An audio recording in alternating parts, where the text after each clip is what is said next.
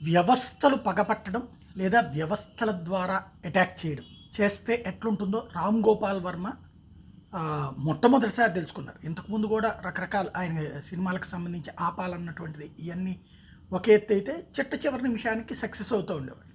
కానీ వ్యూహం సినిమా ఇవాళ రిలీజ్ అవ్వాల్సినటువంటి నేపథ్యంలో ఏ రకమైనటువంటి లిటిగేషన్ పెడితే ఎక్కడ ఆగుతుంది అన్నటువంటి కాన్సెప్ట్ని కరెక్ట్గా మొబిలైజ్ చేసుకొని ఓ పక్కన కాంగ్రెస్ పార్టీ ఒక పిటిషను, అటు గంటా శ్రీనివాసరావు ఒక పిటిషను, ఇటు పక్కన లోకేష్ ఒక పిటిషను.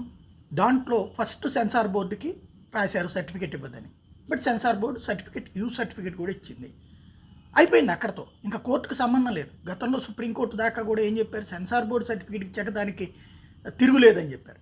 ఇప్పుడు ఆ సర్టిఫికెట్ ఎందుకు ఇచ్చారో తేల్చండి అని చెప్పి ఇవ్వడం, ఆ సర్టిఫికెట్ ఎందుకు ఇచ్చారో తేల్చడం. అప్పుడు ప్రతి సర్టిఫికెట్కి కూడా సమాధానం చెప్పాల్సి ఉంటుంది సెన్సార్ బోర్డు. ప్రతి ఒక్కరు కేసులు వేయచ్చు, కానీ అది మామూలుగా కేసుల్లో జరగట్ల.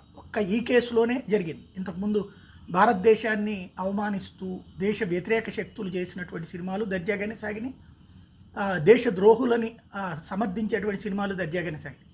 ఇది ఒక పొలిటికల్ సెటారికల్ పక్కాగా, అందులో నో డౌట్ ప్రతీకార రాజకీయాలే.